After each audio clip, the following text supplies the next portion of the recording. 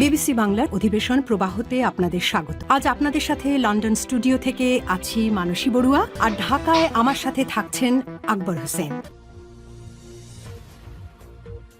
বাংলাদেশের সর্বশেষ গুরুত্বপূর্ণ আপডেট সংবাদে আপনাকে স্বাগত। শুরুতেই সংবাদ শিরোনাম, পরে বিস্তারিত।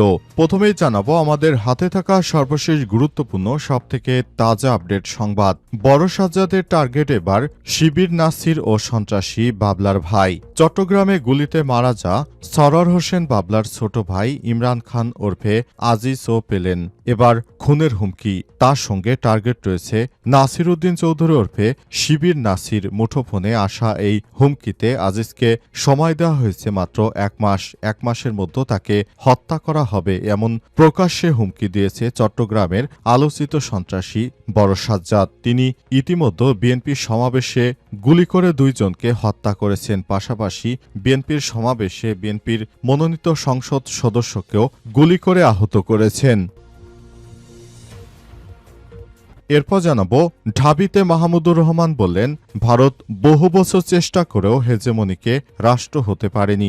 বাংলাদেশ ও দক্ষিণ এশিয়ায় ভারতের প্রভাব নিয়ে আলোচনা করে দৈনিক আমার দেশের সম্পাদক ড মাহমুদুর রহমান বলেছেন, দক্ষিণ এশিয়ায় একাধিকবার চেষ্টা করেও ভারত কখনোই হেজেমনিক বা প্রভুত্ববাদী রাষ্ট্রে পরিণত হতে পারেনি। শুধুমাত্র শেখ হাসিনা সরকার ও ভুটান ছাড়া কোনো দেশই ভারতের কর্তৃত্ব মেনে নেয়নি।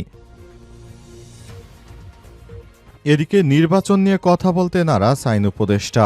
আসন্ন ত্রয়োদশ জাতীয় সংসদ নির্বাচন সম্পর্কে কোনো মন্তব্য করতে রাজি হননি আইন বিচার ও সংসদ বিষয়ক উপদেষ্টা ড আসিফ নজরুল। আজ রাজশাহী কারিগরি প্রশিক্ষণ কেন্দ্র পরিদর্শন শেষে এ বিষয়ে প্রশ্ন করা হলে তিনি এড়িয়ে যান। তিনি বলেন, নির্বাচনের ব্যাপারে তিনি কথা বলতে রাজশাহীতে আসেননি। অন্তর্বর্তীকালীন সরকার যে নির্দেশনা দিয়েছেন সে অনুযায়ী নির্বাচন অনুষ্ঠিত হবে।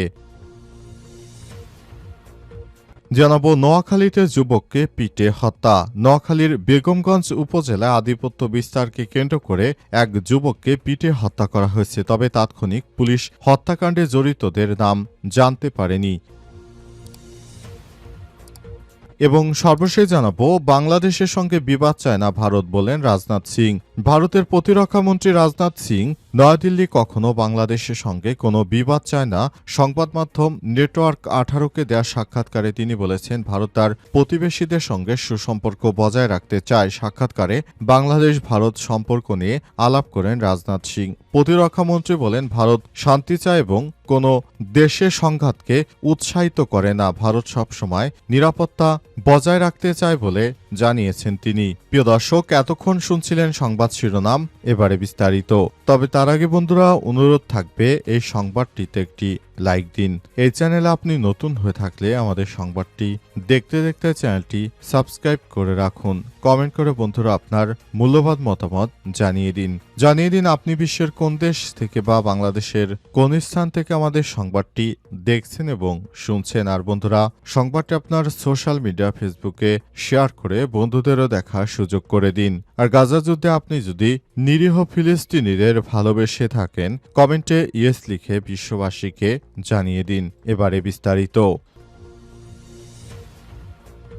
চট্টগ্রামের সন্ত্রাসী বড় সাজ্জাদের টার্গেট এবার ছাত্র শিবিরের নাসির এবং সন্ত্রাসী বাবলার ভাই।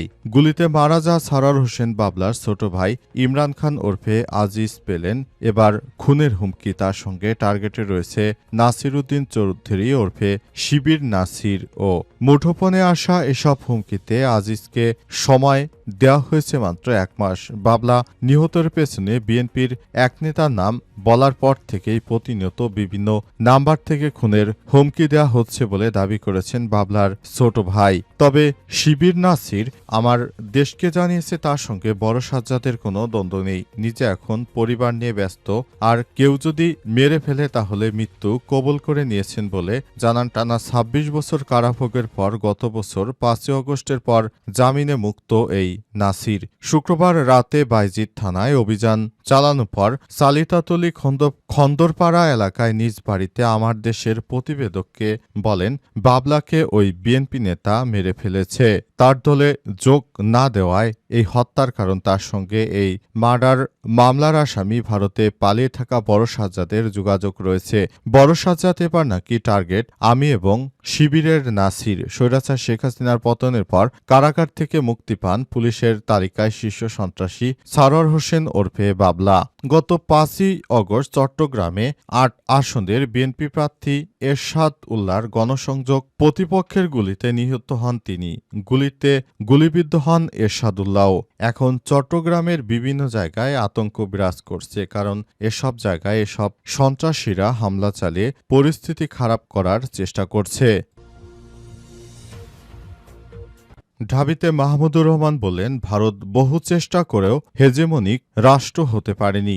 বাংলাদেশ ও দক্ষিণ এশিয়ায় ভারতের প্রভাব নিয়ে সমালোচনা করে দৈনিক আমার দেশের সম্পাদক ড মাহমুদুর রহমান বলেছেন, দক্ষিণ এশিয়ায় একাধিক চেষ্টা করেও ভারত কখনোই হেজেমনিক বা প্রভুত্ববাদী রাষ্ট্রে পরিণত হতে পারেনি। শুধু শেখ হাসিনা সরকার ও ভুটান ছাড়া কোনো দেশই ভারতের কর্তৃত্ব মেনে নেয়নি। আজ ঢাকা বিশ্ববিদ্যালয় মোজাফফর আহমেদ চৌধুরী মিলনায়তনে রোজ একাডেমিক এর উদ্যোগে আয়োজিত বাংলাদেশ মুসলিমদের ইতিহাস ও ঐতিহ্য শীর্ষক আলোচনা সভায় তিনি এসব কথা বলেন। মাহমুদুর রহমান বলেছেন, ইন্দিরা গান্ধী একসময় বলেছিলেন দক্ষিণ এশিয়ায় ভারতের বাইরে কোনো সিদ্ধান্ত নেওয়া যাবে না, কিন্তু 1947 সাল থেকে আজ পর্যন্ত ভারত সেই হেজেমনিক অবস্থান তৈরি করতে পারেনি। তিনি ব্যাখ্যা করে বলেছেন, দক্ষিণ এশিয়ায় 8টি দেশের মধ্যে কেবল বাংলাদেশ ও ভুটানের উপর ভারতের কিছুটা প্রভাব রয়েছে, কিন্তু পাকিস্তান, নেপাল, শ্রীলঙ্কা, মালদ্বীপ কিংবা আফগানিস্তান কোনো দেশই ভারতের কথাই চলে না। তিনি আরও বলেন, পাকিস্তান পারমাণবিক শক্তিধর রাষ্ট্র হয়, ভারত তাকে কখনোই নিয়ন্ত্রণ করতে পারেনি। নেপালে হিন্দু সংখ্যাগরিষ্ঠতা থাকা সত্ত্বেও ভারত রাজনৈতিক প্রভাব বিস্তারে ব্যর্থ হয়েছে। শ্রীলঙ্কায় সামরিক হস্তক্ষেপের চেষ্টা ব্যর্থ হয়েছে। ভারত লঙ্কান যুদ্ধে পরাজিত হয়ে ফিরে এসেছে। মালদ্বীপ থেকেও ভারতীয় প্রভাব হটিয়ে দিয়েছে স্থানীয়রা। মাহমুদুর রহমান আরও বলেন, হাসিনা সরকারের আমলে ভারত বাংলাদেশের উপর সম্পূর্ণ নিয়ন্ত্রণ প্রতিষ্ঠিত করেছে। একইভাবে ভুটানের উপরও ভারতের পূর্ণ প্রভাব বিদ্যমান রয়েছে। এই দুটি রাষ্ট্র ছাড়া আর আসলে দেশের মধ্যে কেউই ভারতের কথায় ওঠে বসে না। নির্বাচন নিয়ে কথা বলতে নারাজ আইন উপদেষ্টা। আসন্ন 13th জাতীয় সংসদ নির্বাচন সম্পর্কে কোনো মন্তব্য করতে রাজি হননি আইন, বিচার ও সংসদ বিষয়ক উপদেষ্টা ড আসিফ নজরুল। তিনি বলেছেন, আমি এসব বিষয় নিয়ে কথা বলতে চাই না। আজ রাজশাহীতে তিনি পরিদর্শনে গিয়ে সব কথা বলেছেন। তাকে সাংবাদিকরা নির্বাচন নিয়ে বিভিন্ন বিষয় নিয়ে জিজ্ঞেস করলে তিনি বলেছেন, অন্তর্বর্তীকালীন সরকারের প্রধান উপদেষ্টা যে সময়সূচি দিয়েছেন সে অনুযায়ী নির্বাচনটা সুষ্ঠু ও সুন্দরভাবে করার জন্য আমরা সর্বদাই বদ্ধপরিকর।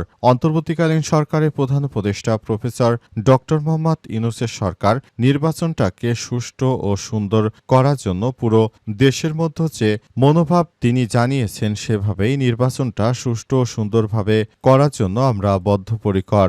রাজশাহীতে আমি এসেছি নির্বাচন নিয়ে কোনো কথা বলতে নয়, বরং আমি এসেছি যে কাজে সে কাজটিতেই আমি মনোযোগ দিতে চাই।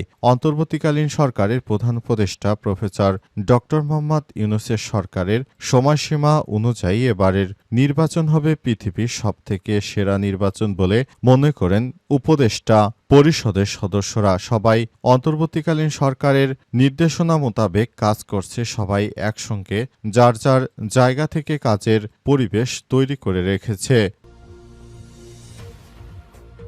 নোয়াখালীতে যুবককে পিটিয়ে হত্যা। নোয়াখালীর বেগমগঞ্জ উপজেলা আধিপত্য বিস্তারকে কেন্দ্র করে যুবককে পিটিয়ে হত্যা করা হয়েছে। তবে তাৎক্ষণিক পুলিশ হত্যাকাণ্ডে জড়িতর নাম জানাতে পারেনি। আজ মরদেহ ময়নাতদন্তের জন্য 250 শয্যা বিশিষ্ট নোয়াখালী জেনারেল হাসপাতালের মর্গে পাঠানো হয়েছে।